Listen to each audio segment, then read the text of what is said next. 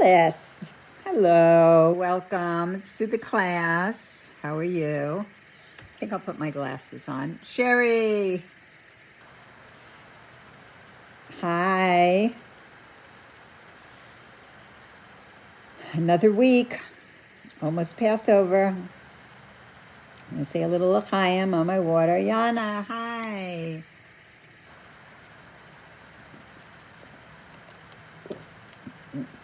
Hi, Anna. How's Texas? Yeehaw. I know how to say yeehaw.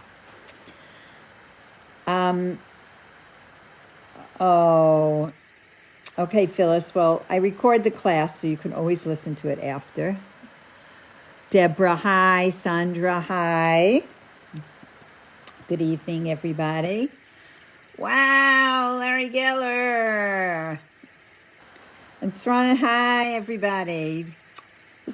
I'm always excited to see all your names. I'm just picturing your faces in front of me as I'm looking. Shira, hi from Sedona. Oh, that's so nice. I can't wait till you guys move back here. Although I'm not really seeing too many people, but maybe by the time you come back, we'll be seeing each other. Yeah. Okay, we're going to just wait 2 more minutes and we're going to start the class. We have 1 more week to Passover. Today was a very interesting day in preparing for the class and cleaning for Passover and having an amazing family simcha that I'm going to speak about in a minute. But to try to juggle everything, Passover every year, I always look at it as a great opportunity because I really think I'm going to just, get rid of and clean everything. And then all of a sudden, like the week before, I realize, I just really need to get the chametz out. You'll be back. This summer, I hope to be in Israel. If Israel is opening up its doors to people that aren't citizens, then I absolutely will be going to Israel. But I won't be going until the middle of July because I have a daughter who's going to give birth. I know it'll be hard to tear myself away. Hi, Jill.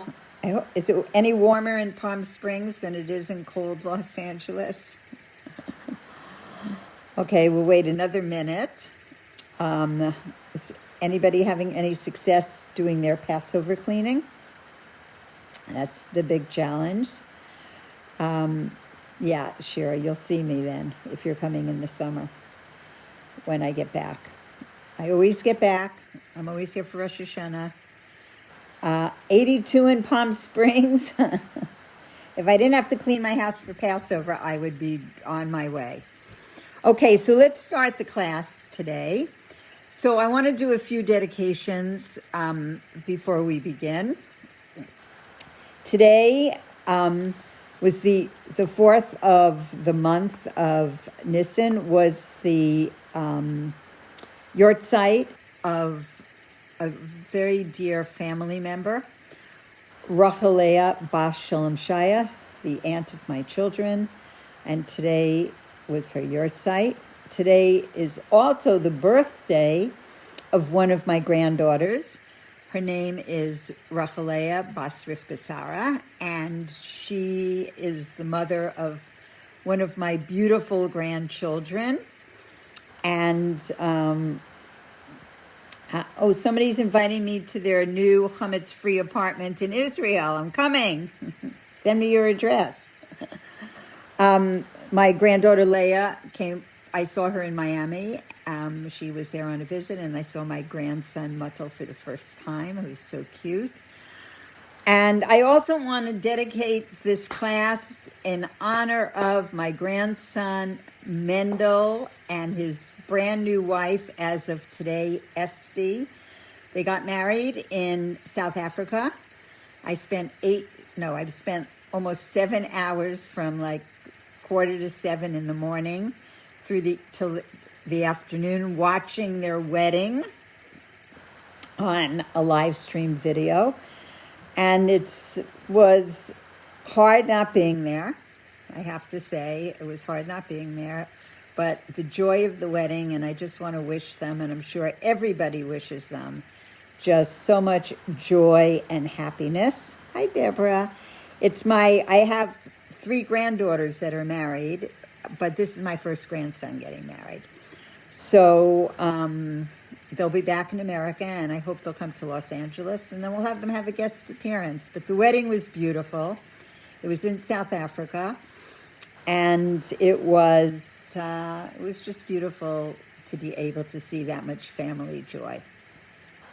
So I want to begin with telling a story, a true life hot off the presses story. So my daughter, many of you know my daughter Hindela, who lives in Yerushalayim, and she is amazing for whoever who knows her. And she has really become such an amazing teacher and speaker. And she was asked by the holy women of Sfat that if she would come up and speak for them about mikvah. They were having a fundraiser to build a brand new mikvah. Now, I have seen the mikvah, in the women's mikvah in Sfat, and it probably 25 years ago, it needed a brand new mikvah, and they needed to raise a huge amount of money, and they wanted to make it beautiful. They wanted to make it like a spa, and they wanted to make it, something that would be, honoring women, really, in a certain sense. And they asked my daughter if she would come up and she would speak at this fundraiser for mikvah. So she said to them she would come, but it's too tiring for her to drive there and back by herself, and she spends many, many hours preparing for a class. And and the woman who was organizing it, our dear friend Hannah, said, just hire a driver, and we'll send you with a driver. Hi, Sarah Lydia. Good morning, Jerusalem. So she asked this wonderful friend of ours, Shira, to be her driver. Now, you would probably laugh from the moment you get in the car till you get out of the car. It's just like an amazing experience to be with Shira going anywhere.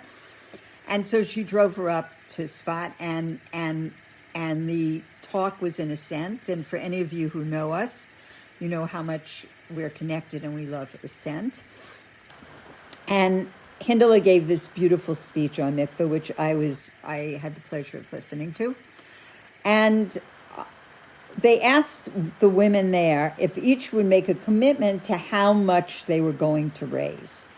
They called it, they had $1,000 bricks, and you could ask other people to contribute, and each person made a commitment. So this young girl, Shira, who's not married, and it should be in the merit that she finds her holy soulmate and that she does get married, she took on by herself, she's not a fundraiser, she's never done this before, to raise $26,000. And guess what? She has a lot of energy and enthusiasm. And in one day, she raised $26,000, and they asked her if they could up her commitment and if she would double it. And she said she would. And she actually raised, I think within 5 days, because it was like a certain day push, $52,000. A young girl, she was sending me emails, who can I ask, who can I call? And she raised this money for the mikvah. And so they were going to give away $1 from the Lubavitcher Rebbe. The Rebbe used to hand out dollars to people, and people used to save their dollars and then give a different $1 for charity. And they were going to give to the person who raised the most money for the mikveh, they were going to give them this framed $1 bill from the Rebbe, which is very treasured. So they gave her this $1 bill. And the date on the $1 bill was a date that she had made a commitment to service, to do something, and that was the date that was on that $1. And even though the $1 was in the frame, when she and she couldn't read it, so she opened the frame and she took the $1 out and she looked at the back, and what was written on the back of that $1 bill was her last name. It was actually her last name. So, the hand of God is everywhere, and this tremendous mitzvah that she did. So she should have a big blessing. She's been waiting for her holy soulmate for a long time, and on the merit of caring about other women, and having this dollar with her name, with an obvious blessing that she should be blessed very, very soon to find her holy soulmate. Okay. So, today we're going to talk about the Parsha Vayikra, and we'll talk about Passover a small amount. And next week, the whole class is going to be dedicated to Passover, and there are just so many amazing teachings about Passover. But I want to start with a little bit about the book of Vayikra, which is now the third book in the Chumash. And normally this book is studied with children. This is the first book of Torah that children study. And I remember going to yeshiva. I went to yeshiva in Jerusalem. I was in diaspora yeshiva. And I remember Rebbetzin Goldstein, who was the teacher, just teaching this to us and telling us that it's a very difficult chapters in Torah, but how this was the first chapter that's taught to little children, and the reason why this is the chapter. This is the book that's taught first, and not the book of Bereshis, which is the first book of the Torah. Is it discusses the super rational relationship between God and the Jewish people. So Rambam teaches that sacrifices are laws without reason, and there's a special relationship that occurs between God and the Jewish people, and it is a delight for me, says God. That's what God is telling the Jewish people. And the Torah is telling us that when it comes to doing a sacrifice, that the one who slaughters the animal does not have to be a Kohen. But there's a certain procedure that is done with the sacrifices, and from the sprinkling of the blood of the animal onward and to the offering of the sacrifice, it has to be a Kohen. And that is really the real service. And what does that represent? Because all of this has a much deeper meaning. So it represents, the blood represents the passions, the offering of passion, taking our passions and offering it. And the blood and the fats were offered, and the fat represents pleasure, our pleasure, that which gives us delight. So this pleasure and this passion should be godly. We should use it for something godly. We shouldn't just, be passive. We should have passion. We should have pleasure, but it should go in the direction of being godly. I was just before class watching a clip. There are different clips of the Lubavitcher Rebbe speaking. They're like 2 or 3 minutes. You can get them as an app on your phone. And I just finished reading a book. I actually just finished it last night by Chaim Potek. And by divine providence today, the talk that the Rebbe was giving was to Chaim Potek. He was sitting there, and the Rebbe was talking about being a writer. And I'm also trying to be a writer. And the Rebbe was talking about that no matter what you're writing, if you're reporting on a war story, because I think he might have been a reporter at the time for some war was going on, no matter what it was, that it is to reveal that God runs the world and to reveal the divine providence in the world. And so that we need to have this passion, we need to have this pleasure in serving God. And if something is not 100% in our lives, we have to find the way to make it an offering. And if a person offers from among you, meaning a person has to come to the place of having to sacrifice the animal that's within us. So we all have a godly soul and an animal soul. And one day in this class, we're going to start learning Tanya also from the book of Tanya.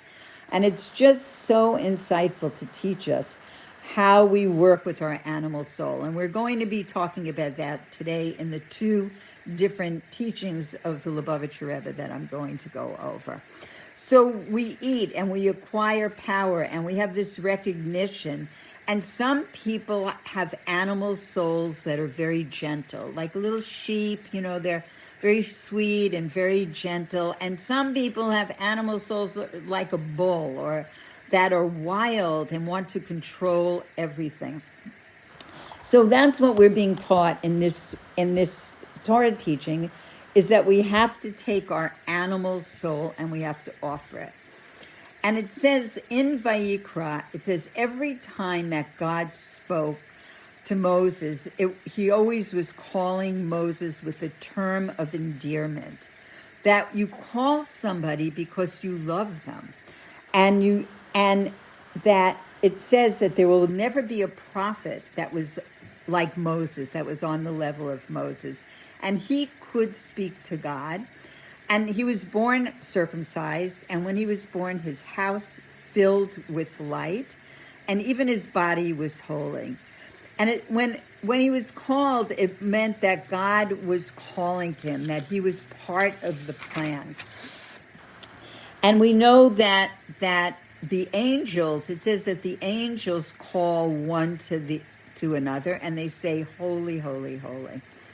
So most prophets don't have that prophecy like Moses did, but Moses was the leader of the Jewish people, and it says the voice of God reached only his ears. When God spoke, only Moshe heard, and he was totally humble. It says he was the humblest of all people, and God says the world needs to know I called you with endearment. I called you with love.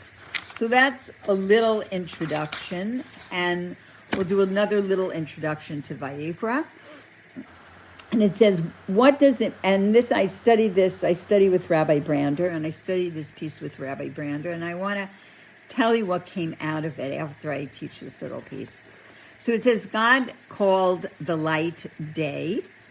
And what does it mean to call? It means to give a name, to call somebody by their name, to give the person the honor of their name. And it is really very important for you to have a great memory. Like my husband had a great memory, and he always remembered people's names. And it really meant a tremendous amount to them when your name is remembered. And Moshe was called by God in the language of love. And he said, Moshe, Moshe. He said it twice. And he never spoke to Moshe without calling his name. And it says that Rashi says, but to the nations of the world, it was not a language of holiness.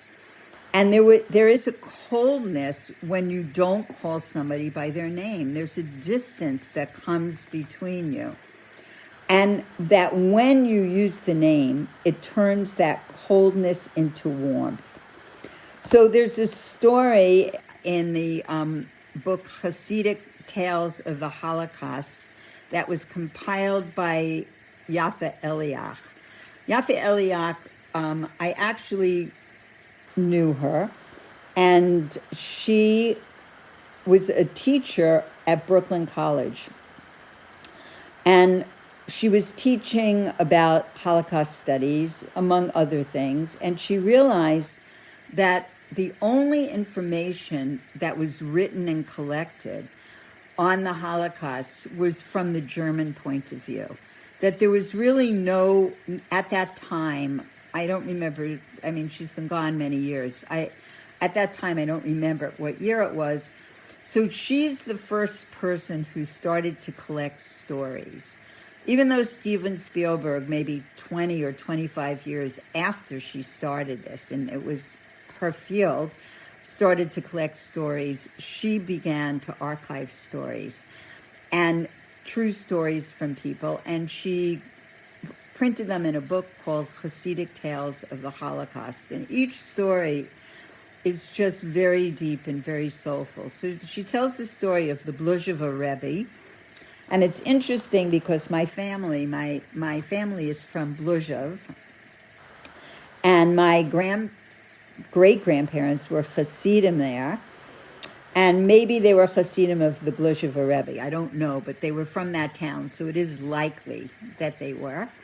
And the Bluzhov Rebbe would walk every day. He was in Lvov, actually, and he would always say hello to everybody. And there was a German farmer that was on his road, and every day when he went for his morning walk, he would say to this farmer, "Good morning, Herr Muller."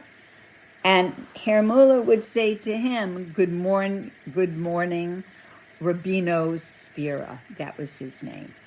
And always he said hello. And then when, tragically, the Holocaust happened and he was taken to a concentration camp and he was standing in a line, he heard a voice that he recognized.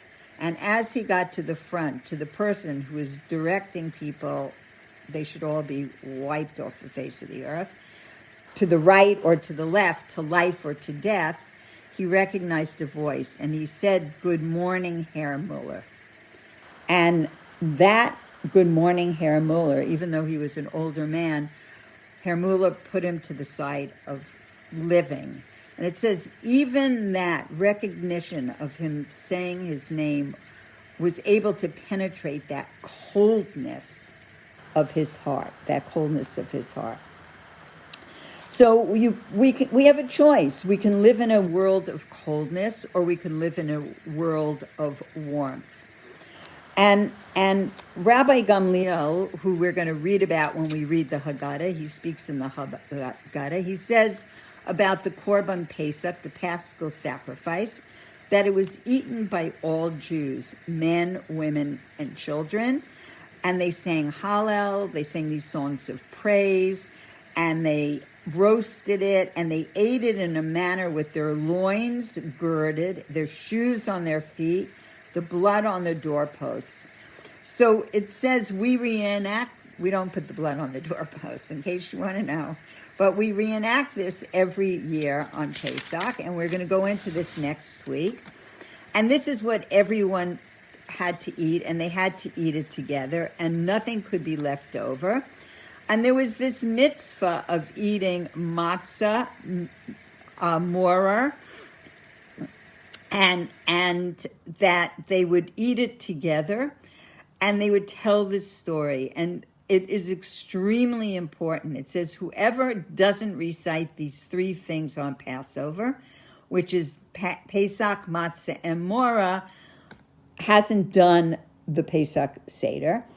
And we have to connect the food with the story. The story is very important. And the matzah represents the hurry, the moreh represents the bitter lives, and the Pesach represents the skipping over the homes and the saving of the Jews. And it says it's not enough just to eat the matzah, that the material world, we have to take it and transform it into a forum for God. And one of the things that I learned this week from Rabbi Brander when he spoke about calling somebody by name, he talked about texting and how that when people send a text and if you notice now that I'm going to include your name in your text when I text you back, it may, I've always felt there was something wrong. You just text somebody and there's not like, hello, how are you, how you're doing, those just sound bites one after the other. And how much more connecting and warm is it if you say, maybe just your first text of the day to the person, good morning, so-and-so, how are you, whatever, and then the message that you want to say, that we can warm up the world, we can warm up a coldness that's in the world, and we can do it in our own homes on our little cell phones. Okay, so we're gonna go over a sicha, a teaching by the Rebbe, and he says that the book of Vayikra concerns itself primarily with the sacrifices, with the offerings of the sacrifices. And we know that Torah is eternal. What was true then is true now. and the stories and our guidance and are relevant to us in our everyday life. And this also applies to the laws regarding the sacrifices.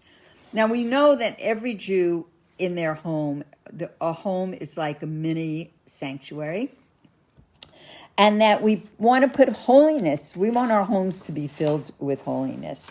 And that one of the ways, besides having kosher mezuzah and tzedakah box and holy books in your home and having guests and eating kosher and all of these things, that if a person in their past life has come to sin in any way, meaning disregarding either a positive commandment or a negative commandment, that there is a way to do it, make an atonement and make their home a fitting place for the presence of God to dwell. So it says in the Beis Hamikdash, in the Holy Temple, there were sacrificial offerings, and every day began and ended with the daily offering.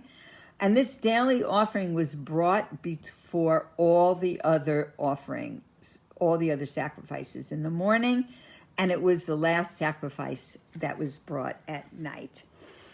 And there are lessons that we learn, and among the lessons of the daily offering, that God does not necessarily ask us to give all our resources to him. It's not like we have to give everything, because the daily offering consisted only of one sheep and a small amount of oil, wine, and salt.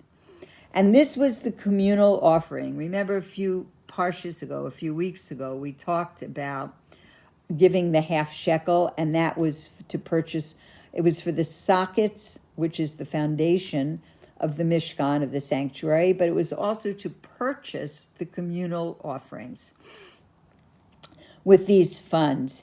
And everybody contributed once a year, and this minimal amount of offering that everybody gave was able to bring God's blessing for everything that the Jewish people needed.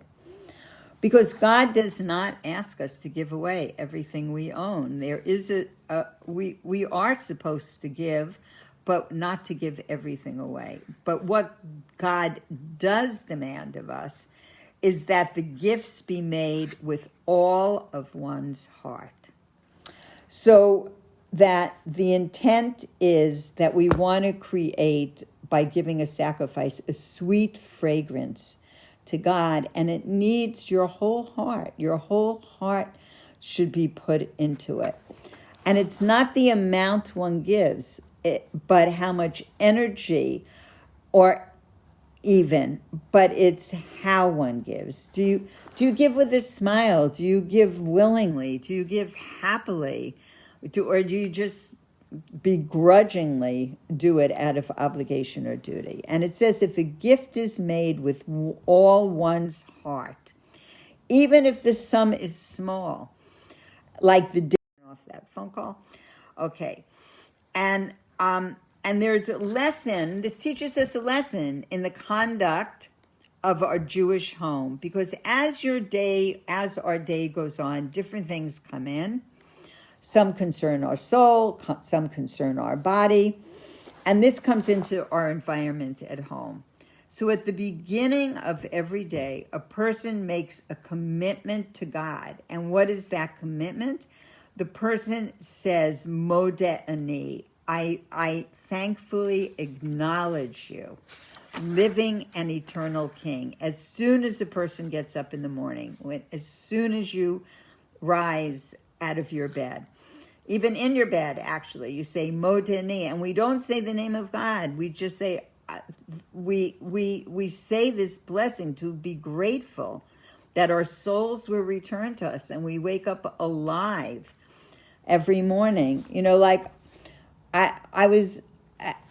it's very hard not to go to your grandson's wedding, but I'm grateful that I'm going to be alive to go to all the other weddings, to go to a place where the health is a big concern, and we all know what's going on. I don't have to elaborate, but we have to be grateful that we're alive, and be grateful that we will be able to celebrate in the future all these beautiful things together, and that we can enjoy other people's joy in the celebration. So we thank God for returning our soul, and we refer to God as King, and we devote ourselves to God with our whole heart. Even that one intention in the morning when you wake up, I thankfully acknowledge that you are King. Thank you for returning my soul. With one full heart, with your whole heart, is a tremendous thing. Every detail that one can add in their life is big. It's not, oh well, by the way, but it's big. And to make this commitment at the beginning of the day will affect one's whole entire day when you're doing things for yourself and you're going on your way. And our efforts are accompanied by the blessing of God.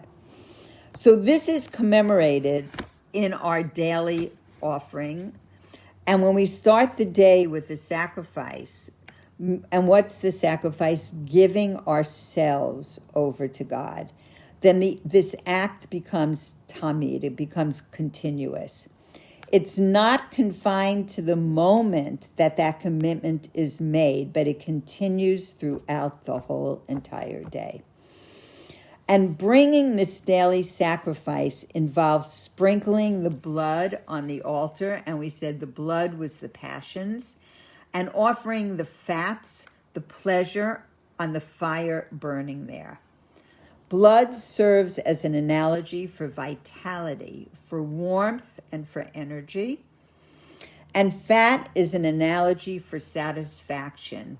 And it says satisfaction leads to an increase in the body size. Uh-oh. Nobody wants to increase in that way, but it increases in a positive way. So what is the implication? That that every day must begin with a commitment to devote our energy to the altar, meaning to holy matters. And this will be a source of satisfaction, and God will help us carry out this resolution, and then our entire day will be filled with blessing. So in the Midrash, it says that the daily sacrifices atone for certain sins that a person committed before the sacrifice is offered. I'm going to use the Hebrew word avera and not the English word sin, because the word avera means to go away from. We're turning away from something, a commandment from God. It has a different ring than sin. It means that we're creating a separation for that moment between us and God when we're not doing or following the commandments of God. So it says that, but God is always giving us an opportunity to rectify that over and over and over again. It's like if we had a friend and that friend did something against us, and then they come and ask for forgiveness, and we forgive them. And then again, that friend did the same thing against us, and again, that friend asked forgiveness, and we forgive them. At some point, you're going to become tired of forgiving them, but God never becomes tired of forgiving. Over and over and over again, we can rectify anything that we have done. And it is possible that a person will have a challenge that they cannot overcome, but when a person will renew their commitment to God and say with your whole heart, I thankfully acknowledge you living an eternal King, Modeh Ani, which is paralleling the daily sacrifice. It says, if we gave that daily sacrifice, this atones for our conduct. And from the time of the Alter Rebbe onward, Chassidus, which is the deep inner teaching of the Torah, gives us an explanation of what tshuva, return, is. That when a person will stumble in their service to God, one should never be filled with despair or depressed. One should just strengthen their commitment, try to correct what happened, and compensate for what they failed to accomplish, and go in the path of tshuva. I used to, when I would teach my classes, and I was very into Weight Watchers, I would use my Weight Watcher example, that, that you could be going in a certain direction, you fall off, that chocolate bar or those 5 chocolate bars look very good. And the next day you get up and you just begin going forward again. So I thankfully acknowledge you, living and eternal King, is a pledge of tshuva. And it involves engraving. A few weeks ago, we learned what engraving is. Engraving is like the 10 Commandments were engraved on the tablets. Not like ink written on parchment, where the ink and the parchment are 2 separate things.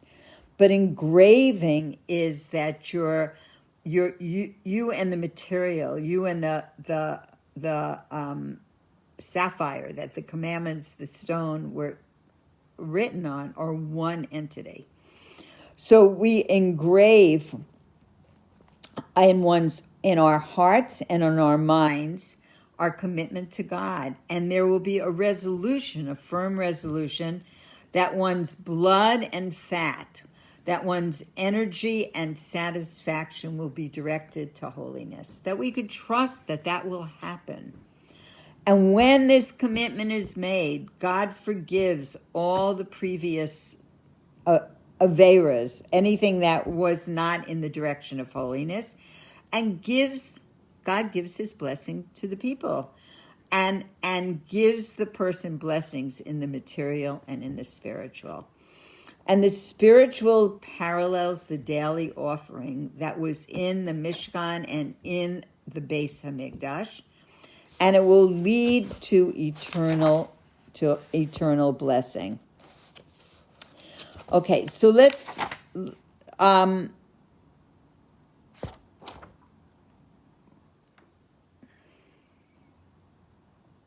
okay, we might come back to finish this piece, or we might not.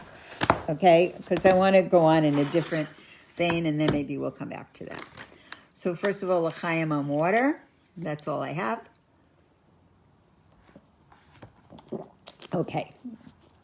So in this Parsha, this is really something that's extremely beautiful, that it says, if any one of you will offer a sacrifice unto God. That's the statement. So it says, Chassidus interprets the verse to signify and explain what is the spiritual meaning of sacrifices in terms of a person's avoda, in terms of a person's divine service of your soul, because a divine service has to do with your soul. So our sages say on the verse, make me a sanctuary and I shall dwell among them, means within every single one of us. That's where the sanctuary is, inside us. And it follows that all the services of the physical sanctuary, which was the Mishkan in the desert and the Beis Hamikdash of the temple that stood in Jerusalem, apply equally on the spiritual level for every Jew. It's a spiritual sanctuary that is inside every Jew. And even in the material sanctuary, the sanctuary that was built, and we talked about a few weeks ago, all the different items, the gold and copper and silver and the goat's hairs and the materials and all of those things that built the Mishkan. When physical animals were offered as sacrifices, the ultimate purpose of the sacrifice was for the spiritual divine service of the soul. And this is why the service, the offering of the sacrifices, required the service of the Kohanim, which were the priests, and the chanting and songs of the Levites. Both were activities of a purely spiritual nature. The service the Kohanim performed in terms of sprinkling the blood and offering the animal, and the songs and the chanting of the Levites. And in the Zohar, which is the book of deep mysticism, the service of the Kohanim was in silence, with a deep devotion of the heart, and that signified drawing forth from above. They were able to draw from above. And the service of the Levites was with song and music, and that signified elevating from below to above. So there's two types of service. There's the service from above to below, and there's the service from below to above. So that the offering of sacrifices in the sanctuary was essentially a spiritual divine service. And it says, how much more so in our own divine service, in our own offering of our heart, of our deep heart, that it relates to us personally. It says that the Alter Rebbe, the first Lubavitch Rebbe, explains this verse in the following way. The verse, if a man desires to draw close to divinity. So we know the word korban means to draw close. It comes from the root word, which is karov, which is close. And it implies a drawing close of one's senses and all their faculties. What does it mean? You must offer of yourself. So the principle involves two details.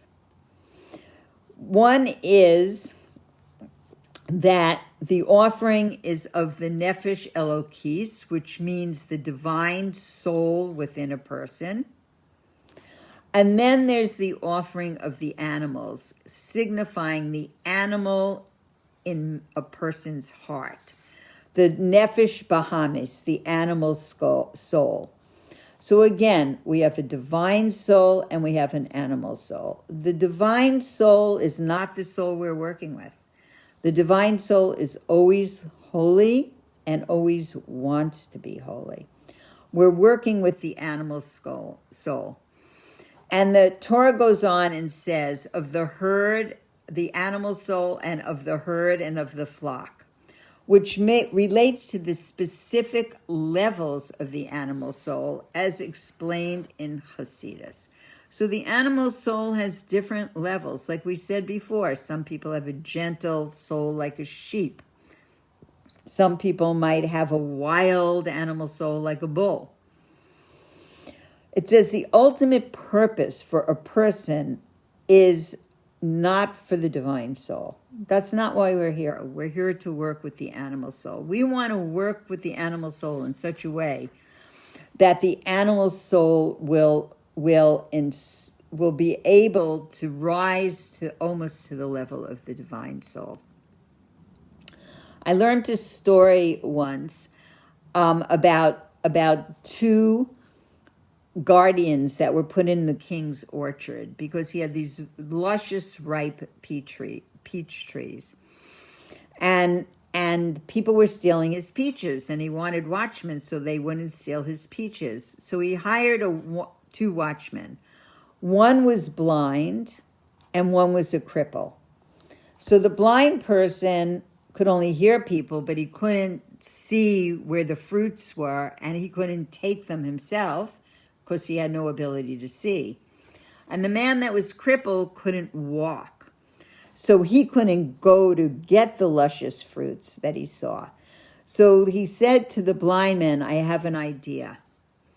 I will get on your shoulders, and I will direct you where to go, and that way we'll be able to eat of the fruit. You'll walk, I'll be on your shoulders, I'll tell you where the trees are, and we'll be able to take of the fruits. So we want the vitality of the animal soul. We want it to rise to its highest level inside us. So our purpose is not for the spiritual work of the divine soul. what it is to achieve what we call a birur, a refinement of the animal soul. And in the text itself, it says this: the word of you, mikim, of you, is followed by an offering to God. So if we want to draw close to divinity, we have to bring an offering to God. And we're enumerating the details from the animals, from the herd and from the flock. So it goes on to teach that Scripture says, for a person's acceptance before God indicates a level that transcends even the highest level of the name of God. Boker Tov, Nomi from Yerushalayim. Every time I see somebody from Yerushalayim, I just want to sing Yerushalayim. I'm so excited. I feel I'm there, kind of. So it means that we're a transcendent name. So there are many different names of God, and they correspond to the way that God reveals himself in the world. And this highest name, this name Havaya, the name of God, is generally the highest manifestation. However, there is a level that is even beyond that. And for the refinement of the animal soul to reach such a sublime level, it can do it. It even goes higher than that name. And there's a statement from Proverbs, and it says, there is much increase by the strength of the ox. So the commentary says, when there are no oxen, and we'll explain what this means, the crib is clean. So an ox signifies the animal soul in a person. And that's where we get our vitality, our energy, our mundane desires, our pursuits. They all come from the animal soul. The crib means the person. The person would be clean, pure, and sinless without the animal soul. However, the spirituality would never move. It would be static. It reminds me, I have a son, I won't say which one, that when he was in kindergarten, and I think I've said this before, and he was sick and he wasn't in class, the teacher called me and asked me if I would just send him back to class anyway, because the class was so boring without him. You know, that sometimes that wildness stirs excitement and stirs energy, and it can lift higher things higher. So there would be no challenge and no improvement and no self-elevation without the animal soul. So the animal soul has a purpose, and it provides opportunities. So when you take the energy of the physical reality for spiritual purposes, we want to use that vitality, that energy for spiritual purpose. So it says there is much increase in the strength of an ox, meaning that it allows us, that ox, that refining of the animal soul, to rise higher and higher till it says, you shall love God, your God, with all your heart. The term your heart is written levavacha instead of libcha, thus with an extra bait, the letter bait. You're going to trust me on it. The letter which stands for the number 2, and that is the indication that with all your heart means with both aspects, with both inclinations of the heart, namely the inclination toward good, the Yetzer Tov, as well as the inclination toward evil, which is the Yetzer Hara, towards indulging in the mundane. And we have to take the Yetzer Hara, we have to take the inclination that's not going towards good, and we have to harness it, and we have to draft it into the service and love of God by taking its own energy, its powerful energy, its drive, and its motivating force, and using it for holiness. And the conversion of this Yetzer Tov, the Yetzer Hara, the evil inclination, into the Yetzer Tov, into the good inclination, is not only an elevation of the physical and the mundane, but it will also lift up the godly soul, that godly soul that resides within each of us. And that is the way to lift up the godly soul, is by taking the animal soul and harnessing it and using its energy in the service of good. And the offering from oneself reaches to this highest of levels and beyond this level. So we're going beyond the level of God that's expressed by the name Elohim.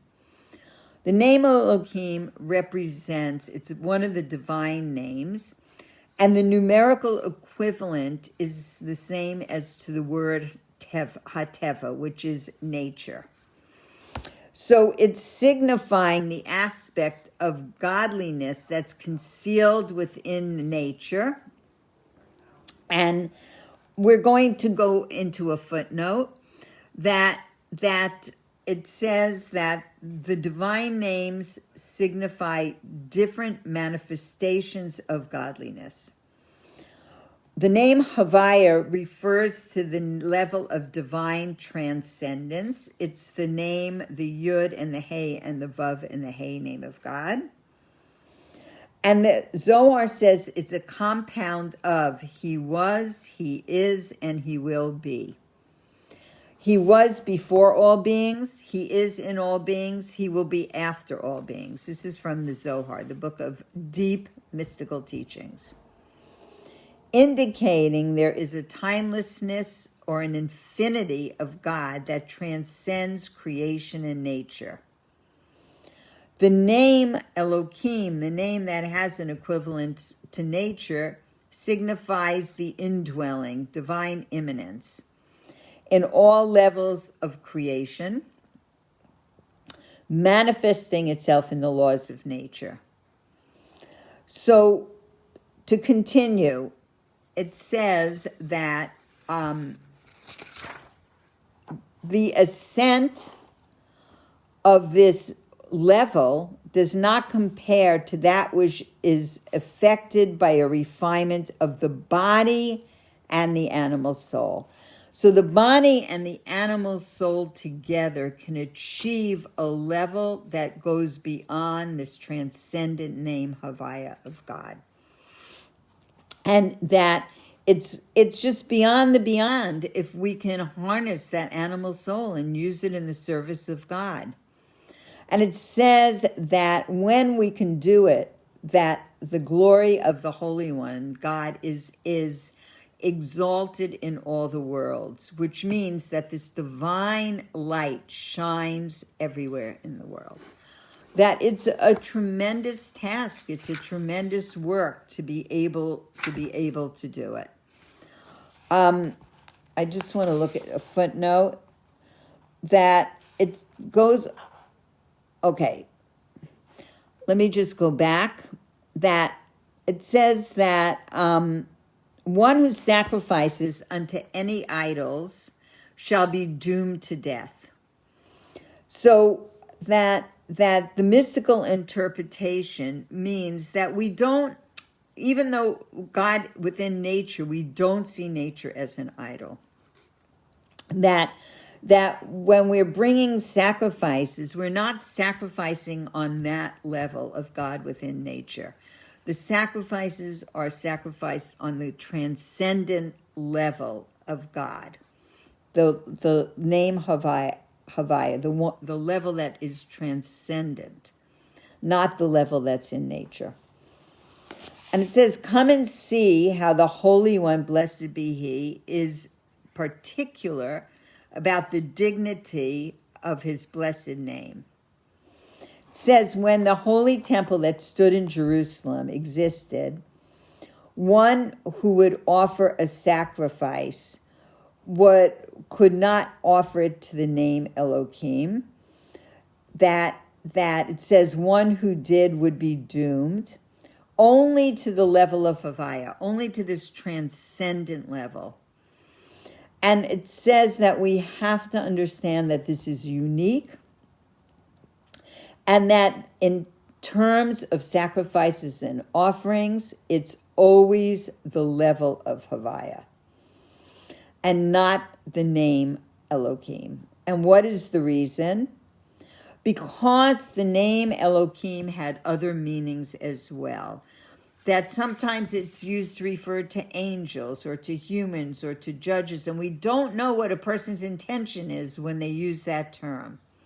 So that's why only this transcendent level of God's name is used when we're offering sacrifices. And the Zohar goes on to explain that that level signifies the divine attribute of compassion. The name Elohim is connected to judgment, to din, to stern judgment, to severity. The name Havaya is connected to rachamim, to compassion. And we all love compassion. And an offering of sacrifices is to elicit this aspect of compassion and not judgment. That's why we're bringing it. We're attempting to say, if it's a sacrifice that was for, let's say, a sin offering, whatever the offering is, we want to increase in this level of compassion in the world, not in the level of judgment in the world. So it says that only Havaya is found with sacrifices, and that because it represents the oneness of God in the world. So, one second. So it says, this is sent, again, is tremendous when we're refining the body and the soul together. So the procedure of offering an animal on the physical level required, first of all, an examination of the animal to make sure that it was whole, to make sure that it was free of any defect or blemish, because only then could it be used as a sacrifice. So the same thing applies to sacrifices on a spiritual level. Before sacrificing the spiritual animal, before offering the animal's soul unto God, one must first see to it that it is free of all blemishes. The beginning of divine service requires examination. One must and this is perfect for Passover. One must examine all the corners and all the niches of their soul, the intellect, the emotive attributes, and especially the three soul garments, which are thought, speech, and deed, to discover any unbecoming aspects and to correct these. So one of the teachings of searching your house for chametz, that when you're cleaning your house for Pesach, to use it as a spiritual practice, to clean out what's inside you, to use it to look in all the corners of your soul, in all the spaces inside you for chametz. What's chametz represent? It represents inflation. It represents ego. It represents, something that you want to clean out. So when we're searching for the chametz, instead of taking the work as, oh no, it's so hard and I have this hard, physical, backbreaking work to do, we can take it that we're looking for the chametz. We're searching and searching for the chametz. We want to discover within our thought, speech, and deed, on all of those levels, any unbecoming aspects and to correct what's there. This is not easy work. This is not easy work. Whenever I'm cleaning for Passover, now it's very interesting because last year was a different Passover for everybody. And last year, being on such an extreme level of isolation, I didn't even have any help in my house. Well, I had my son Kobe. We'll decide if that was a lot of help or not. But he plays a lot of good music, so that's okay. So I had to do like every bit of not only the cleaning, but the koshering by myself. And I have never done it all by myself. And always I was excited about the opportunity to clean and to use it in searching for chametz, to use it as an opportunity to go deep inside and to see what that could be, and not to skip the details. So this year, interestingly enough, since I've had absolutely basically no guests, I mean, I used to have 50 or 60 people a week in the house, and I used to have lots of sleepover guests. Some of you were my sleepover guests. And basically, I haven't had that for this year. So I had a bedroom where I thought, how much do I really have to clean it or look at it, because nobody's really been here. And I decided to, I was going to use it also as an opportunity to maybe throw some things away. That only works good for one room. Then I get tired of that. I think I'm going to do everything, get rid of a lot of stuff. But I took everything off the shelf, and what did I find in that room? I don't even know how it got there. I don't even know who brought it there, but I found a pack like this big of seeds and grains, like packaged wheat and packaged barley and like actual chametz. And if I had not, thought, okay, maybe I shouldn't skip this because it's something I can do for myself internally. Like, how did it get there? I have no idea. I have absolutely I don't even know who would bring something like, maybe it was a gift. Maybe it was there from the year before. I don't know. But we use it as an opportunity, not only physically to look in every corner, and then we get so surprised, oh, I found a Cheerio. I remember once when I had a lot of little kids, and I thought, maybe I should just check all my drawers, but I never let any kids bring food into my room. And I found a Cheerio in one of my drawers, and I was so excited about that Cheerio because it meant I wasn't doing this hours of cleaning for nothing. So that we want to clean out. We have to make sure when we're offering our animal soul that there aren't any blemishes, and we have to do all that self-examination. And this is the time of year to do it.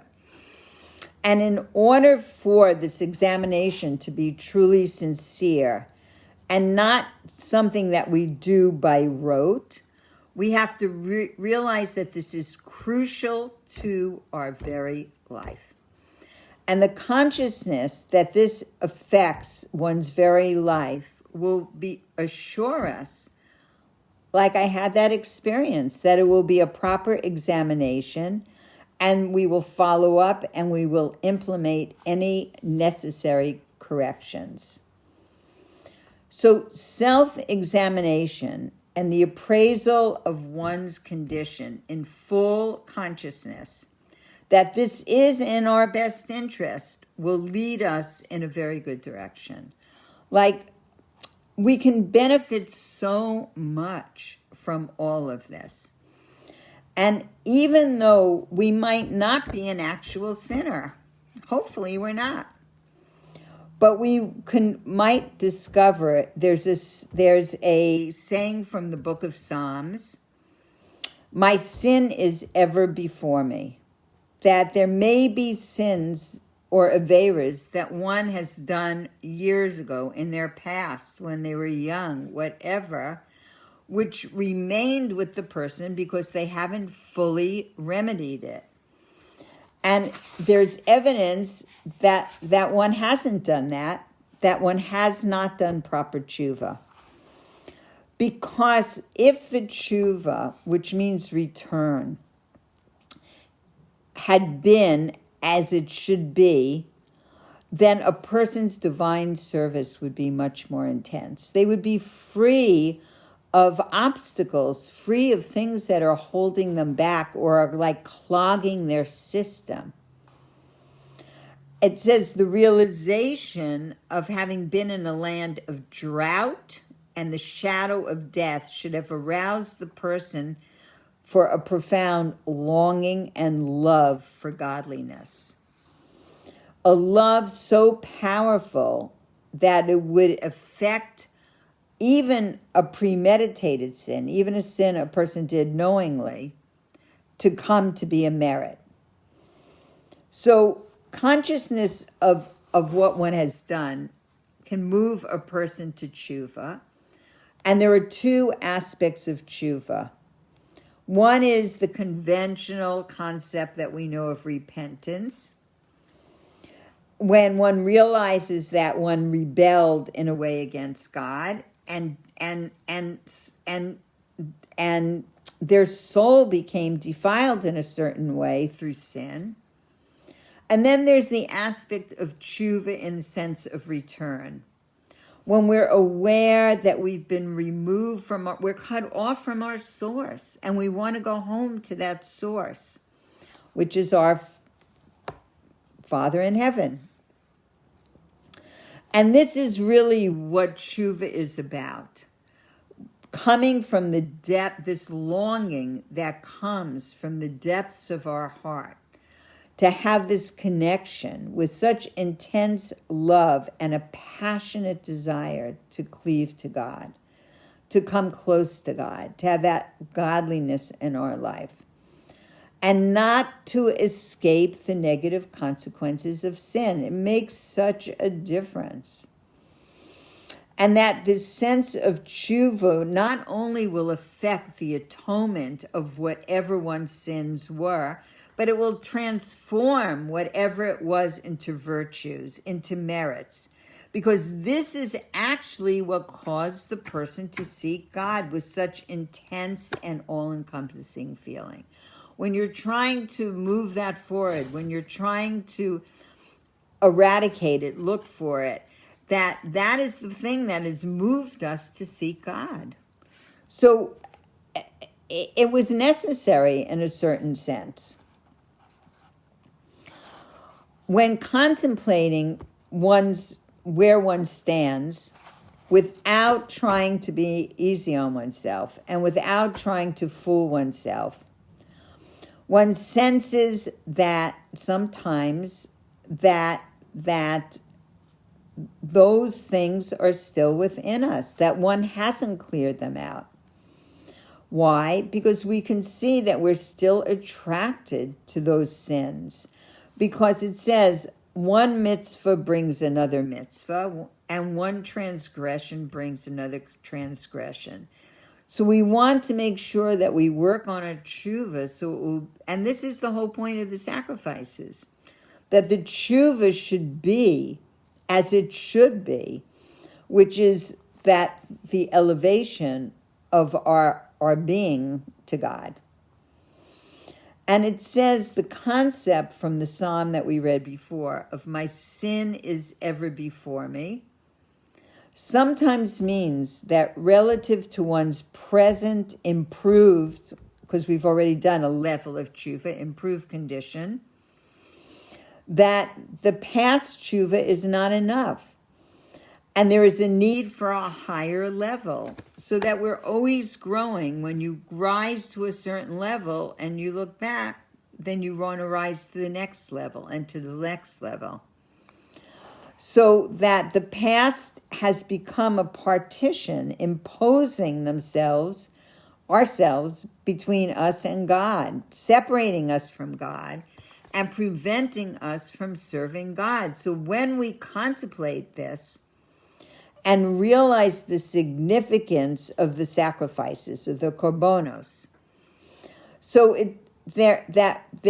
we might come across a problem, because the korbanos, the sacrifices, signify drawing one's faculties and one's senses close to the fire, the supernal fire, to the point of becoming absorbed in it, absorbed in the principle of the offerings ascend to the very mystery of the Ein Sof. The Ein Sof is the infinite level, the highest level of God.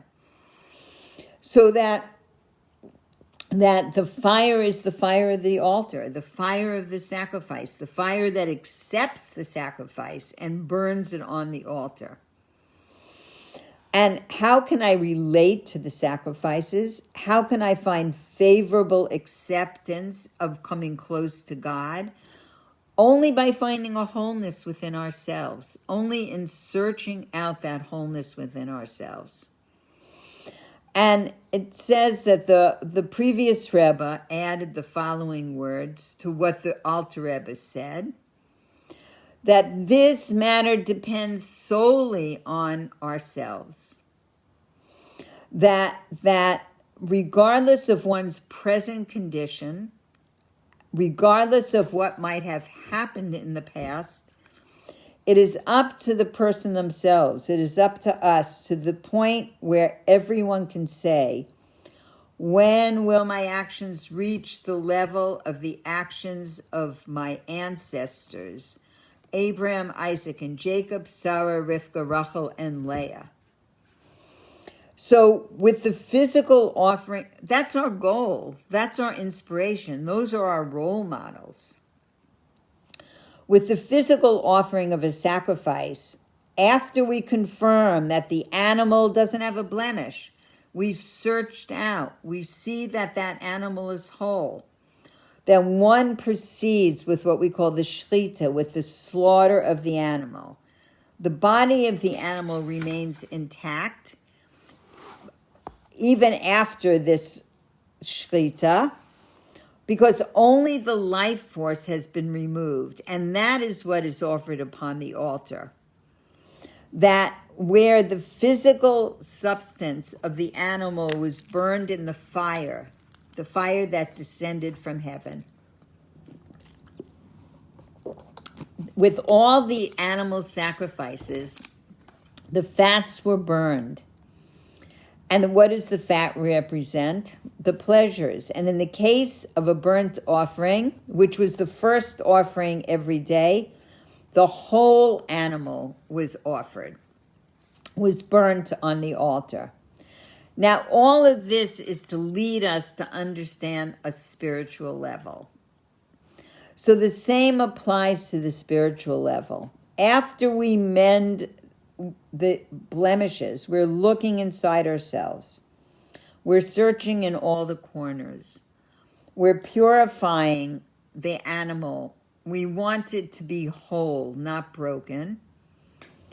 It says that there must be this, what we call the shlita, to slaughter the body and animal soul and to remove its absorption, the absorption that we have in material things.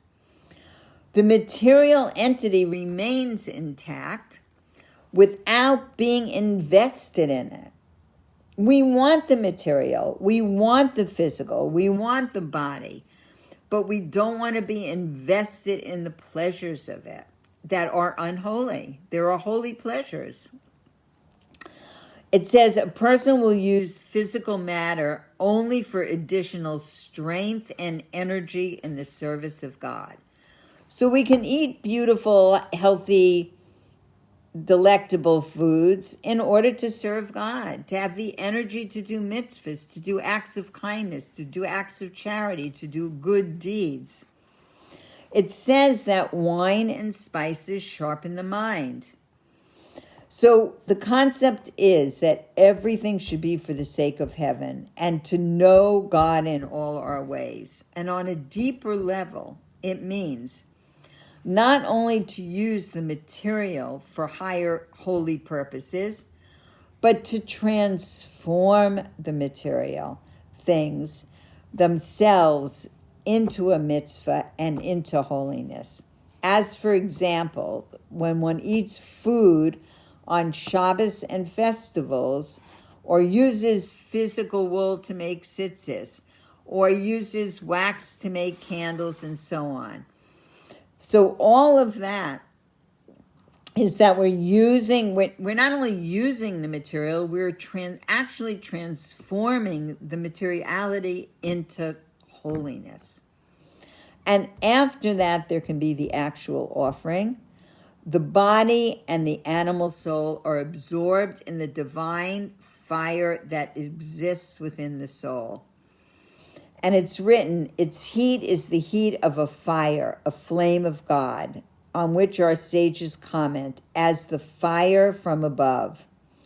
What's the fire from above? It's the soul's love of God, which will absorb the body and the animal soul to such a degree that the animal soul also will love God. And that is the goal. You shall love God your Lord with all your heart, which our sages interpret to mean with both your inclinations, with your good inclination, with your evil inclination, with your godly soul, and with your animal soul. Know God in all your ways. Let all your deeds be for the sake of heaven. To do things for the sake of heaven means that they are a means to the end. We utilize physical reality to achieve spiritual ends. Just like the Rebbe, when he was speaking tonight to Chaim Potak, and he was saying, if you were given a gift to write a book, reveal godliness. Show that the world is not random and it's not run by wild, crazy people. That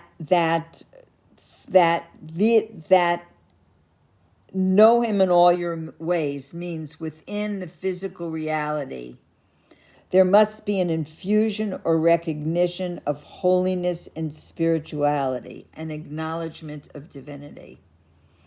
And the consumption of food on Shabbos and festivals is a mitzvah, and it elevates the food itself to become holy, just as any other physical object that we use.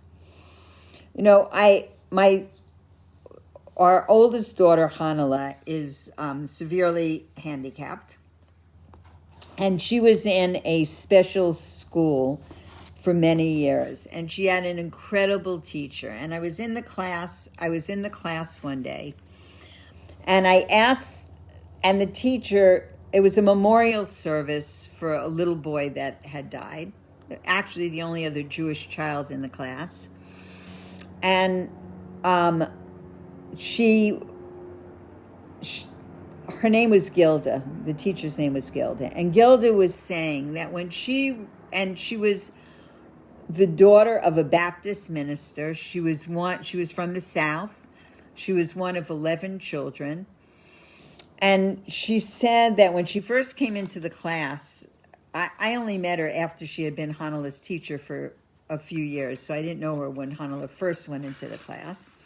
And she said that she had been trained to teach more highly educated mentally handicapped children. She was not educated to teach such a severely handicapped class. And she said when she came into this class, and especially for Hanala, because when Hanala first came to the class, she was not walking, and she was told that she would never walk. And I can't say she's running a marathon, but she does walk. She does everything that the doctor said she would never do. And Gilda said that when she came to this class and she had no idea what to do, she said she prayed to God. And she said, God, you created these children. Now you have to show me how to teach these children. And every skill, within her range, every skill that she had, she learned from this woman, Gilda. So that we have to, in every way, in our teaching, in our planting a garden, in our playing music, in our, going to the whatever. That's what it's saying to us. And that we have the ability, if we connect from the morning and we learn how to say Moda Ani, and we wake up and we have that moment with our full heart of inspiration towards God, then we will be able to be that continual sacrifice, that continual offering. Okay, so I want to move on to another little piece that's very interesting, and many people might not know about it. In the first 12 days of the month of Nisan, we say we do a special blessing on the Nasi of the day. So during this month, every day from the 1st of Nisan through the 12th, there's a section that talks about the offering that was brought by the Nasi, which was the prince of each tribe of the day. And I'm going to explain what it is, but I'm going to read you the one that was for today. So it goes through all the 12 tribes. Oh, you know what? I think I'll read it in the middle, and I'll just start off by explaining what it is first, because then it will make much more. I hope it will make some sense. So I just want to say for Dean, oh my gosh, I can't believe it. You're on my list. I want to show you my list of people who I haven't talked to in a very long time to call. You're on that list. I haven't seen your name or talked to you. Right here. Dean. Isn't that? And see, divine providence. There is tonight, for 1 year, I didn't put Dean on my list. I did not write down her name. I'm thinking of her tonight. I want to call her tonight, and right here she is. Now, God is everywhere. So I just want to say before I go into, and Bashalea, the Kala, we have a bride here. This is a very exciting night for me.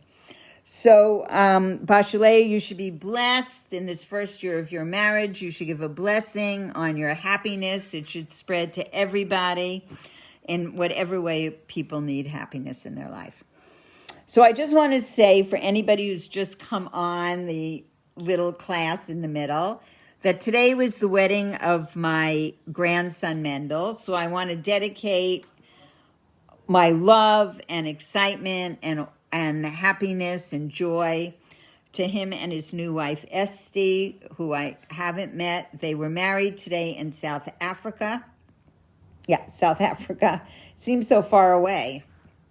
And that's my first grandson to get married, so it's quite an exciting day. And I'm even excited, even though I couldn't be there.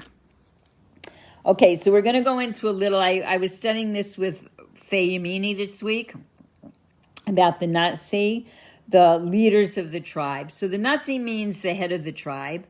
And each day for 12 days, they each brought an offering and on behalf of their tribe. And each day, it's the same offering. So when you look at it, it tells you what they offered each day. For instance, today, on the 4th day, the prince of the children of Reuven, Elitzur, the son of Shedeur, offered. His offering was 1 silver dish, whose weight was 130 shekels. And then it goes on what his offering was. And every single day, the offering was the same. Every single day, the offering was the same on each prince. But the energy for each one was different. So it says that during this month,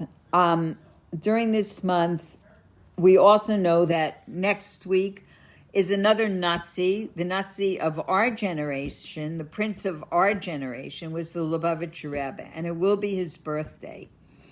And on a person's birthday, one should always have a reflection.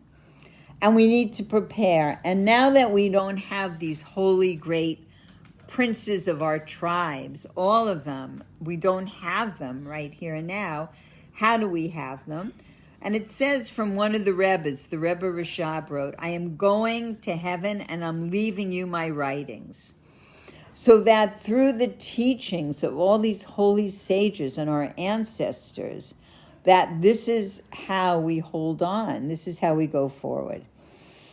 And that whenever we learn different teachings, we're connected to the ones who teach. So when we're reading the Nasi and we're reading about the different tribes and we're reading about the princes of the different tribes, we have a connection to that tribe. And I'm going to explain in what way. This is really quite fascinating. So the month of Nisan, we're in the month of Nisan, and there are 2-lettered nuns in the month. So it means a double measure of miracles. This is the right month to be in. And each day of the first 12 days of the month, one tribe brought offerings on behalf of their tribe. And we say for the Nasi of the day, and then we add a prayer. And here's the prayer we add. And this is what I want to read because it's quite beautiful. It says, may it be your will. This is after we say what the prince is for the day and what offering he brought. Then we say, may it be your will, Lord my God and God of my fathers, that in your great kindness you will shine upon the holy souls that renew themselves as birds and sing and praise and pray on behalf of the holy people Israel. Master of the world, gather and take in those sacred birds to the holy place of which it is said, no eye has seen it except you, O God. May it be your will, my God and God of my fathers, that if I, your servant, am of the tribe of, this day was Reuben, but whatever day it is, if I'm of this tribe, the Torah section of whose prince I have recited today, then may there shine upon me all the holy sparks and all the holy lights, which are contained in the holiness of this tribe, to understand and comprehend in your Torah and in the fear of you, to do your will all the days of my life, I and my children and my children's children from now and forever. Amen. So what does this all mean? This is very exciting, okay? So it says that if I am from this tribe, and it talks about these holy sparks, so it says every Jew should ask God, reveal to me, upon me, you, God, should be revealed. It should influence me. That if I come from this particular tribe, and you name the tribe. So now we have 12 tribes. We are all from one of those tribes. So 11 times we're going to be wrong. So every day that you read this, one time you're going to be right, and 11 times you're going to be wrong. But we don't know which tribe we're from. So it says, and what does this all mean? That within us we have, every Jew has within them every tribe. So we have an interrelationship that even though we're from one specific tribe and we're right one of the times, the other 11 times we still have an aspect of all those tribes within us. And I heard a story this week, also from Faye Rebbetzin Faye Yemini, and she told us in the name of Yemima Mizrahi, who told, it's not a pretty story, but it has a very deep message. So there was a woman in Israel, and she was 8 months pregnant, and she was at a bus stop. And tragically, a terrorist shot her in the stomach. And she was rushed to the hospital.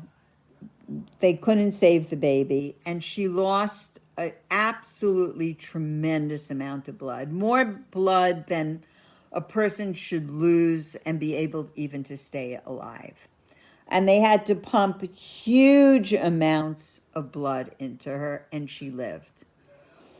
And she said people wanted to hear from her. They were trying to encourage her to speak.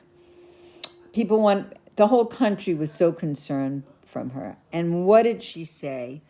She said, because of what happened to me and all the blood they had to put in me, I have blood from the religious and the non-religious and the Jew and the non-Jew. And she went on to describe all different categories of people because she had more blood than anybody had ever seen. So much blood, and they had to take from everywhere. So she said, because there's all this blood in me, we're all unified together. And that's the way we should go forward. That if I could have the blood of everyone inside me, it represents unity. And that we need to be united and go forward. And that's what this represents, is that we are from a specific tribe, but we have within us this unity. We have within us this every tribe. We have a part of everybody inside us. And we know this from the menorah, because the menorah that stood in the temple was made from one solid piece of gold, but it had 7 candelabras, 7 bowls, and 7 pathways. And each of them had within it one particular one that you shone in, but each one you still had a piece of each one. So in this month of Nisan, we were redeemed, and the Nasi's offering on behalf of their tribe, their energy, it was something that happened once, but we remember it for all generations. And this is going to change us and to make us understand more. In that this has been going on for how many generations? We don't pray for a miracle, but miracles do happen. And God listens to the prayers of the many, and the words in the Nasi, and the words in this prayer that we say, is in the singular, which means that it is not a miracle, that it is possible according to nature. And that there is a terminology of truth and an explanation. And the fact that we say it 12 times and include each other in it, we embrace each other, we empower each other, we empower the me that's in you. And with this, we have the power of all Jews together. And it means at the end of these 12 days, we have brought on ourselves holy radiance. And we perceive, and there's an insight, and there's a depth in fulfilling the will of God. And we do it throughout all the generations. And we dedicate this on the altar. And we're educating ourselves. And it says, make me a sanctuary, and I will dwell within them. And this highlights the strength of the Nasi, of the leader. And the Nasi is like the generator. It's the Rebbe. It's the different Rebbes.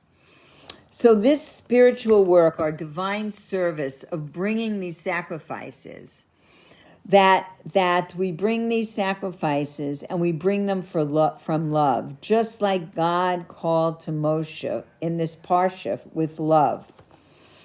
And what is the response? Is that we're given a gift. And what's the gift? We are finite people. And we are finite people, and we're connecting to the infinite. God is infinite. And we could never reach that infinity, but we can only reach it as a gift from God. And a korban, a sacrifice, is the way we get close. God says, this is how you're going to get close to me. It's a tool, but it depends on your own personal avoda, your own personal divine service. That And today, what do we have in place of bringing these sacrifices? We have prayer, we have davening. And what is the advantage of prayer? Is that the sacrifices can only be brought during the daylight hours. But we can pray day and night. We can pray all the time. And we need to be grateful for this gift. And it says you will bring an offering from you, from close inside you to this transcendent level of God that we talked about. And we know within ourselves the work we have to do. And we want to do it to bring holiness in the world and to bring joy to God. And we said before, the Kohanim draw down, and the Kohanim draw down, and the Leviim lift up. The Levi is like the elevator, the person who will bring close. I want to take who I am, and I want to bring that person, me, who I am, close to God, from within our own powers and within our own ability. And it says you are bringing from your animal soul. Your godly soul doesn't need it. And when you bring close your animal soul, it has to be whole and it has to be without a defect. And we will get higher than we were from when we started out. And we want to go beyond our nature. So the question is, are you bringing the animal of yourself? Did you go into the garments of your soul? Did you go into the garments of thought, speech, and deed? Not from habit.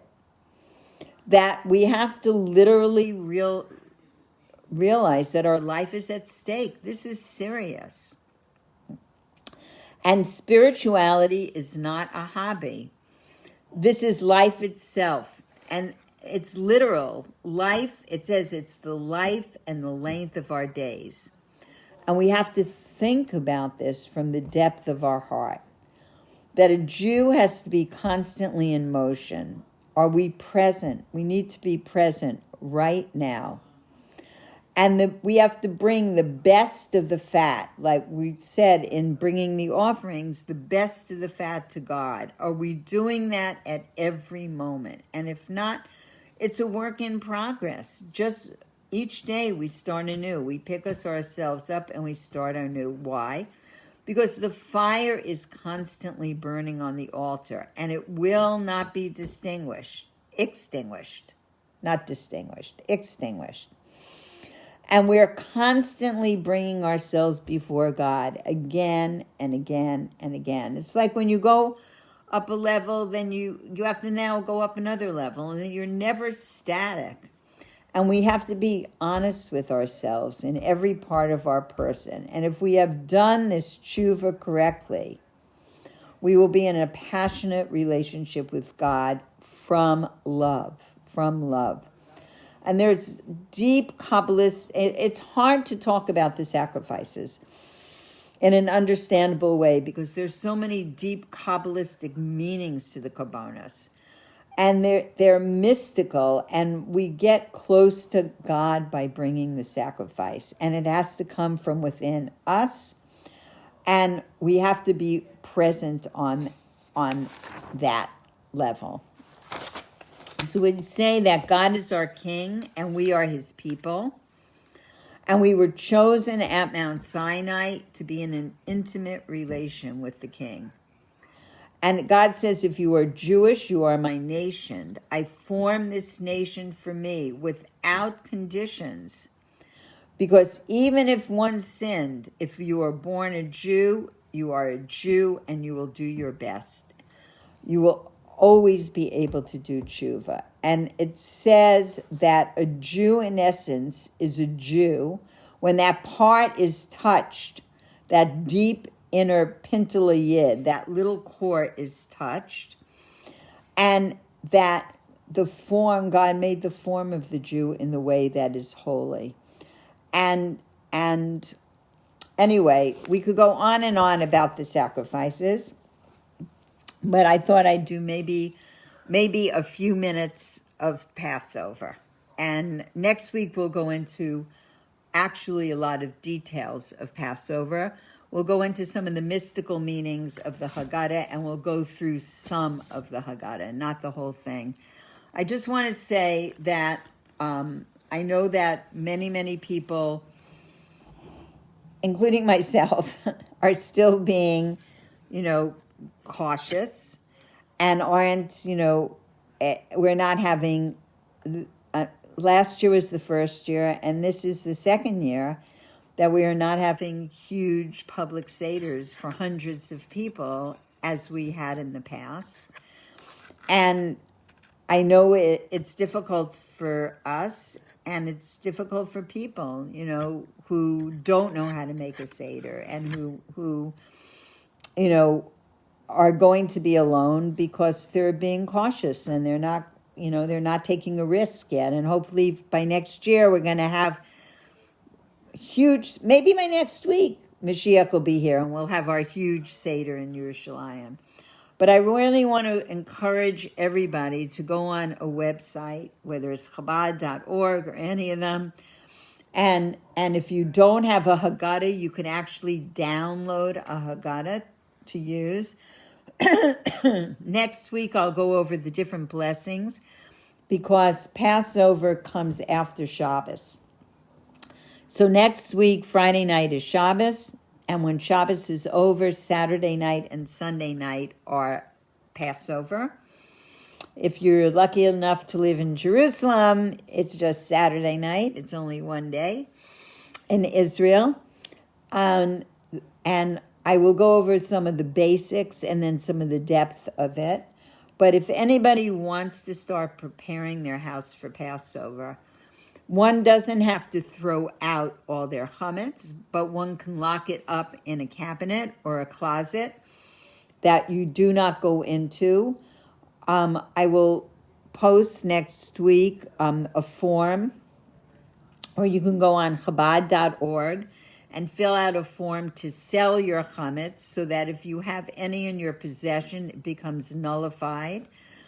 You definitely need to clean, your refrigerator and to try for the week to not have any leavened products, not have any breads or cakes or rice, or unless you're Sephardic, or wheat, grains, legumes, beans. You can have a lot of no tofu. You can have a lot of matzah. And if you can get shmor, the handmade matzah, Mendel and I will be giving out matzah. We'll probably send out an email. There'll be matzah that people could pick up a piece of shmor matzah for your Seder at my house and then also at Mendel's house. So I want to begin a teaching that I learned with Rebbetzin Friedman. It's very deep, and it is about Passover, and we'll continue it next week. I'll do maybe 15 minutes of this teaching, so I can go back and finish my Passover cleaning tonight, and to watch the rest of all the videos that all my grandkids that did go to South Africa, all the people that are on actually Corona vacation that have put no limitations on themselves, were kind enough to send hundreds of videos, even though I was able to live stream it. But so I'm going to look at those videos tonight of the Simcha. Okay, so let me just, in brief, go over a teaching from Rebbetzin Friedman. So she started, and it says that God says, I will remove the heart of stone and replace it with a heart of flesh. And this is, we're going into a time of renewal. The time of Passover is a time of rebirth. There are so many different levels we're going to talk about, but we'll just go with this one for now.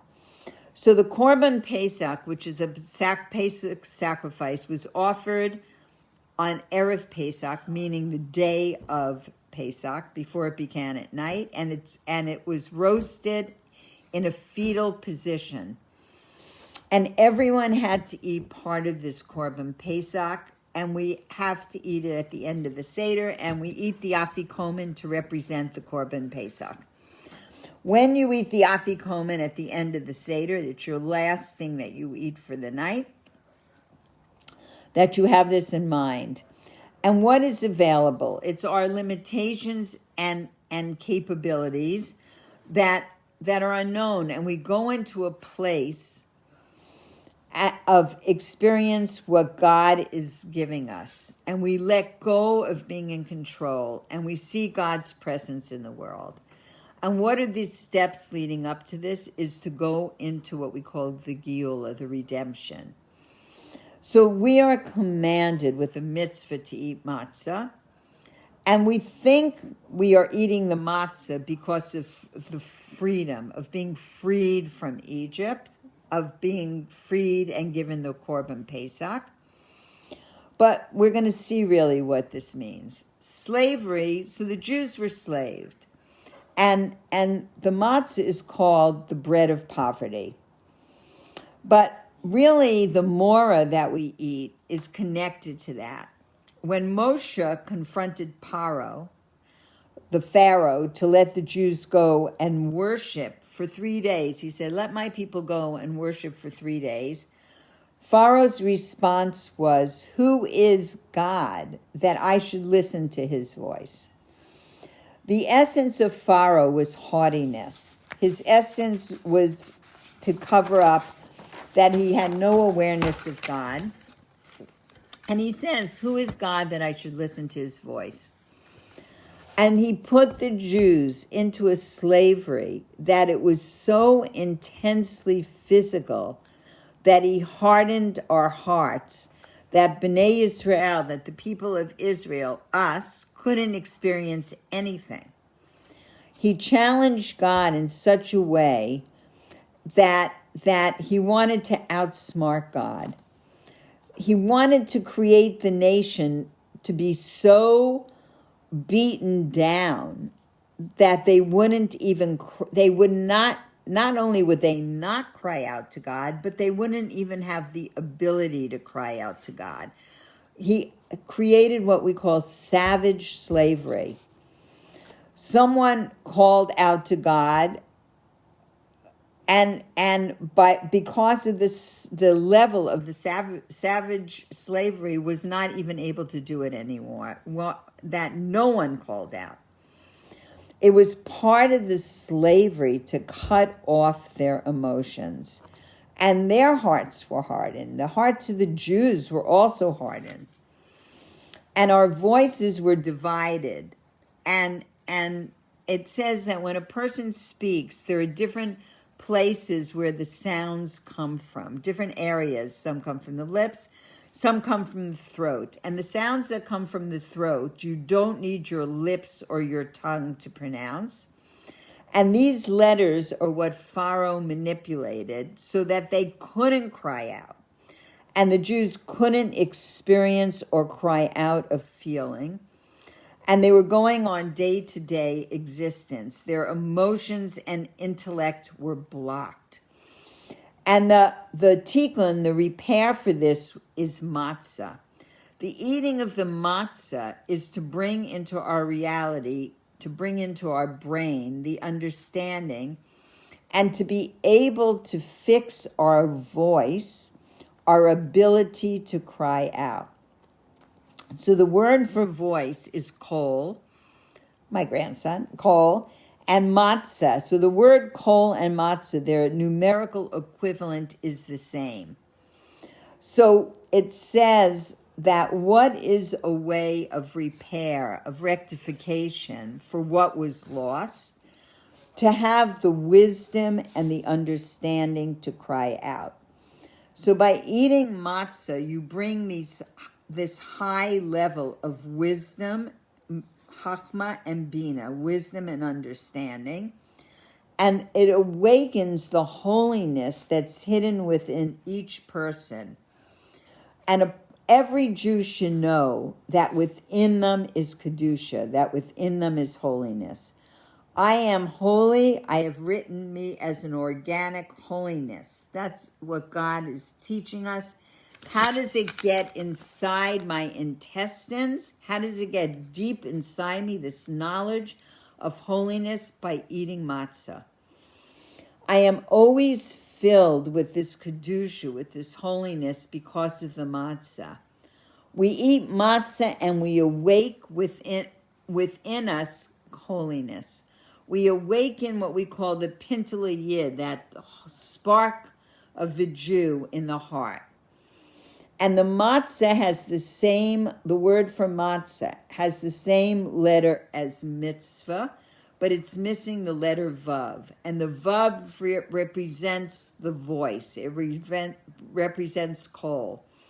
So when we eat the matzah, it is a mitzvah, an ability to experience this voice, the inner expression of the heart.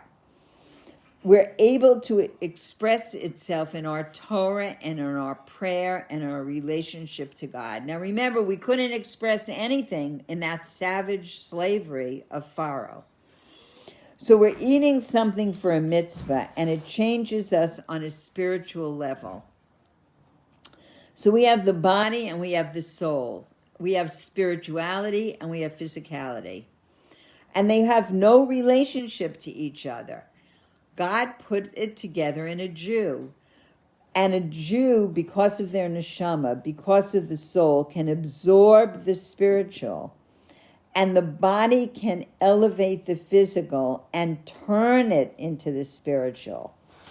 So you're taking the physical body and you're turning it into a realm of holiness. And then we free this aspect of kol, this aspect of voice, and it brings with it this wisdom and understanding. And it connects us to God through our hearts and through our voice. Now we know it says that in every generation, a person is required to see themselves as if they have just left Egypt. Egypt comes from the word Mitzrayim. Is the word in Hebrew Mitzrayim. And the root of it is Metzer, which means narrowness or limitations. So every day, a Jew is obligated to see themselves as going out of Egypt, going out of their own narrowness and their own limitations. And why do we have to see ourselves as leaving Egypt? And how do we see it? It says we hear, we don't see, we hear. We heard with our physical ear. So why is the word we have to see ourselves going out of Egypt? So we know that the Jews were enslaved by Pharaoh to the depths of the 49 levels of impurity. And the letters that spell out the word Pharaoh also spell out the word Orif, which means the back of the neck. What was the slavery of Pharaoh?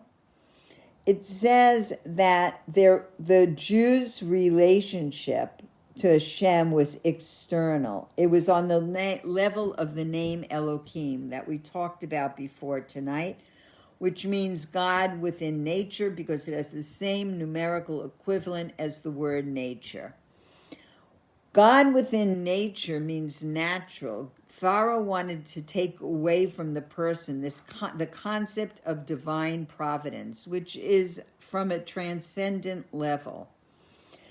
Pharaoh tried to wipe out the memory and put them of divine providence, and put them only in nature, that there should be nothing personal between you and God. Not that God, like every story that everybody loves, my favorite are stories of divine providence.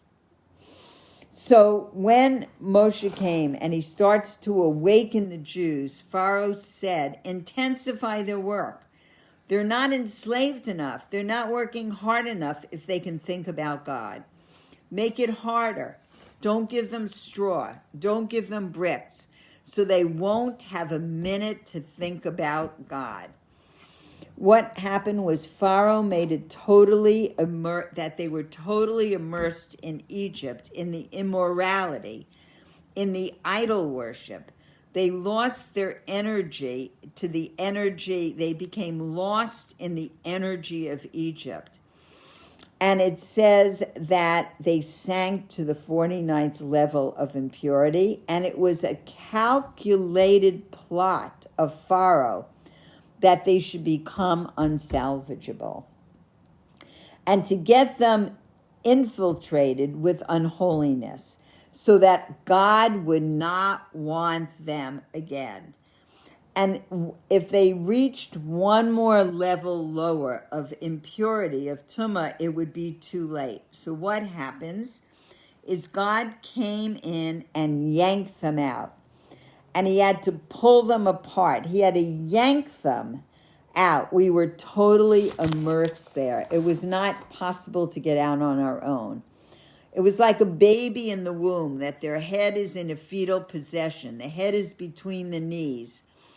And it says that there was not even an inkling in their thought, not room to think about God at all. Because Pharaoh knew if the Jews were able to think about God, because of our inner organic love and the DNA we inherited, the minute a Jew sits and contemplates about God, we awaken a connection. And Pharaoh did not want that. He worked to make sure that it was never a possibility. And God came and said, I redeemed you from Egypt. And he needed a revelation to lift them out of the depths. And Paro had put them in. And when God revealed himself, it arose a desire in the Jews to follow him.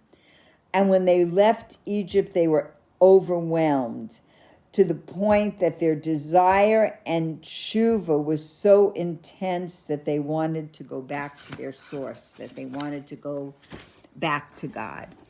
So we will continue with that next week. But I have one story that I will share, a Passover story that I heard actually from my very dear friends, Rachel and Avram Aryeh Trugman, who live in Moshav Modi'in in Israel. And I actually cooked for their wedding on Har Zion in 1975 or something like that. And whenever I see them, they always tell everybody it costs $360. I don't know what I cooked, but they're really special friends. And this is actually their story, okay? So they were having a Pesach Seder in their house, and they had some people there, and there was a knock at their door. Now, the way Moshav Modi'in is that there was a fence all around the Moshav. The Moshav was large, and there was a fence, and there was a gate, and the gate was always kept locked for security. And because it was Passover, nobody in the Moshav drove, so there was not going to be anybody driving in and out. And if, God forbid, there should be an emergency, there was somebody that they could reach to open the gate. So the gate was locked. And there's a knock at their door. And they go and they open the door, and there's this very tall man standing there. And he's just standing there, and they're going like, who are you? Where did you come from? And he said that he was from the kibbutz Lamala. That means on high, but he meant up the road. And he was on his way to walk to the sea. And he had come home he wanted to celebrate Passover, but his family wasn't. And he saw the light on in their house, because their house was the closest to the road. And he thought maybe they're having a Passover Seder and he can come and join them. So they invited him in, and they had the whole entire Passover Seder. He got there at the beginning, and at the end of the Seder, they walked him to the door, and he left, and he walked out. And all of a sudden, my friend Rachel said, oh my gosh, I bet that was Eliyahu Hanavi, Elijah the prophet, who we know comes to every Seder. We have the cup for Elijah. You pour the cup for Elijah and you sing Eliyahu Hanavi. She said, oh my gosh, he came out of nowhere. I bet he was Elijah. And we didn't even ask him for a bracha, for a blessing. Quick, open the door, find him. We need a blessing from him. And they opened the door, and he wasn't there. And they were so upset that they missed asking Eliyahu Hanavi for a blessing. And every year, this became a tradition at their house to tell this Passover story about how Eliyahu Hanavi came and celebrated Passover with them. And Rachel always ended by saying, and I didn't ask him for a blessing. 25 years pass, something like that, 20 years pass, and they get a phone call from one of their neighbors, and their neighbor says, down the road, quick, come over. Eliyahu is here. Eliyahu Hanavi is here. And they're going, what? What are you talking about? And because everybody on the Moshav knew this story. And they said, quick, no, it's Eliyahu Hanavi who came to your house. And they run over, and there he is. But now, instead of, his walking staff and hippie clothes on, he was dressed as a Breslov chassid with payas and tzitzits. And they go, who are you? Eliyahu, we're what? And they tell him the whole thing. And he says to them that he was living with his girlfriend on the beach, and he really felt a need to go home for Passover. He wanted to celebrate Passover. He left the girlfriend at the beach. His parents lived at the Moshav up the road. When he said Lamala, then when they were telling the story about Eliyahu, from on high, but he meant up the road. And his parents didn't really want to make a Seder, and there's no transportation in Israel on the holidays. And so he was walking to the sea, and he saw the Moshav, and he saw the light, and he came. And he said that he went back to the sea, and he was very moved by the Seder, and he decided that he wanted to learn. He was Israeli, and so was his girlfriend. And that he wanted to learn more about Judaism. And eventually they both went to yeshiva, and they both became religious, and they got married, and they became Breslov Hasidim, and they have 11 children. And they said, oh my God, for our whole life we've been telling the story how you were our Eliyahu. And he said to them, and for my whole life, I've been telling the story about how you were my Eliyahu Hanavi. So that's one of my few Passover stories, and next week we'll have more. And I want to thank everybody for learning tonight. And I'm so happy to be reunited with my longtime friend Dean, who I've missed, and the divine providence of me wanting to call you. I don't even have to call you. Here you are right in front of me after not talking to you for months and months and months. So I love when that happens, and everybody should have a good week. When you clean for Pesach, take advantage. Really use this as a time to really spiritually clean out and to really move forward in our lives. For I'm speaking to you and I'm speaking to me. So I want to thank everybody for learning with me, and I will see you next week. Okay, bye-bye.